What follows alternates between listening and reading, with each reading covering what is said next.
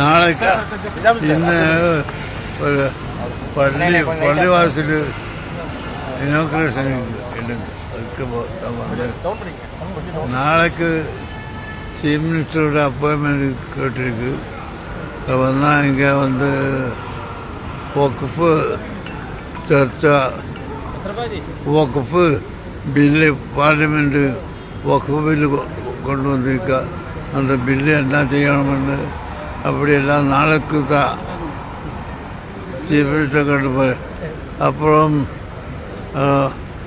ന്യൂനപക്ഷം ഇനി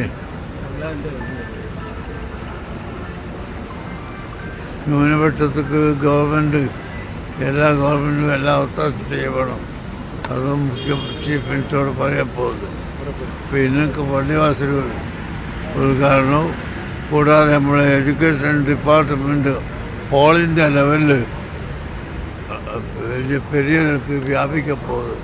അപ്പോൾ அதுக்கு നാളെ ഒരു കൺവെൻഷൻ ഉണ്ടെങ്കിൽ അതിന് ഉദ്ഘാടനം പോയിട്ട് അത് എங்கே കൺവെൻഷൻ എഗ്മോർ എല്ലാ മക്കൾക്കും ദുആ ചെയ്തു നാളേക്ക് എല്ലാ മക്കൾക്കും അങ്ങനെ മുസ്ലിം ഹിന്ദു ಅಂತ വിവേചനമില്ല. മനുഷ്യർ എല്ലാ മനുഷ്യർക്കും ദുആ ചെയ്യും. എല്ലാ മനുഷ്യർക്കും ഗുണം ചെയ്യണം. ഗവൺമെൻറ് ഗുണം ചെയ്യണം, ജനങ്ങൾ ചെയ്യണം. அதான் நம்மளோட விஷயம். முதலமைச்சரையும் நாளைக்கு துணை முதலமைச்சரையும் சந்திக்க நேரம் கேட்டிருக்கு. വഖഫ് ഇங்கே വഖഫ് അല്ല, തമിഴ്നാട് വഖഫല്ല, കേന്ദ്ര ഗവൺമെൻറ് ഒരു വഖഫ് ബില്ല് കൊണ്ടുവന്നിരിക്കും. ഇപ്പോൾ அந்த ബില്ലിൽ ഏതെല്ലാം ശരി ഏതെല്ലാം തെറ്റ് நம்ம அதுக்கு கொஸ்டின் கொடுக்கறது இருக்கா இல்லை அதெல்லாம் நான் சொல்லாது.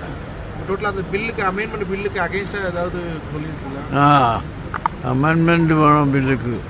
அமெண்ட்மெண்ட் இல்லாமல் அந்த பில்லு அப்படியே பாஸ் ஆக்கக்கூடாது கேந்திர கவர்மெண்ட். அதுக்காக தமிழ்நாடு சிஎம் சந்திக்கிறீங்களா? தமிழ்நாடு சிஎம் சந்திக்கணும் நாளைக்கு.